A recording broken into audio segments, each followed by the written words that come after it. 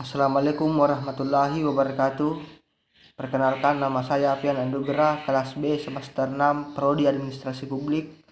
Saya akan menjelaskan pengertian hukum administrasi menurut para ahli.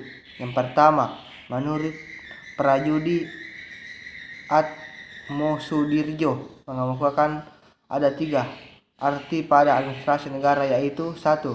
Sebagai aparatur negara, aparatur pemerintah atau sebagai institusi politik. 2. Sebagai fungsi atau sebagai aktivitas melayani atau sebagai kegiatan pemerintah operasional. Dan yang ketiga, sebagai proses teknis penyelenggaraan undang-undang. Yang kedua, menurut Utrecht mengemukakan bahwa hukum administrasi negara adalah hukum yang menguji hubungan hukum istimewa yang bila diadakan akan memungkinkan para pejabat administrasi negara melakukan tugas mereka yang khusus. Yang ketiga, menurut Dimok, hukum administrasi negara adalah hukum yang mempelajari bagian dari administrasi umum yang mempunyai lapangan yang lebih luas, yaitu suatu ilmu pengetahuan yang mempelajari bagaimana lembaga-lembaga mulai dari satu keluarga hingga perserikatan bangsa-bangsa disusun atau digerakkan dan dikemudikan. Yang keempat adalah menurut Oppenheim mengemukakan bahwa hukum administrasi negara adalah suatu gabungan ketentuan-ketentuan yang mengikat badan-badan yang tinggi maupun rendah apabila badan-badan itu menggunakan wewenang yang telah diberikan kepadanya oleh hukum tata negara. 5. Menurut J.H.P. Belfroid mengatakan hukum administrasi negara adalah seluruh aturan yang mengatur bagaimana alat dan badan pemerintahan hendak memenuhi tugasnya. Administrasi negara adalah seperangkat norma-norma yang berhubungan dengan pejabat.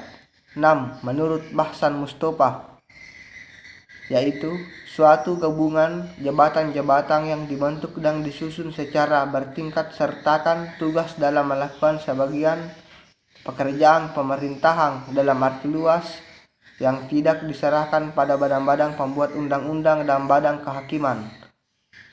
7. Menurut asas legalitas, yang berarti bahwa setiap tindakan pejabat administrasi negara harus ada dasar hukumnya atau ada peraturan dasar yang melandasinya. 8. Menurut asas diskresi, dalam hukum administrasi negara adalah kebebasan atau keleluasaan bertindak administrasi negara yang dimungkinkan oleh hukum yang bertindak atas inisiatif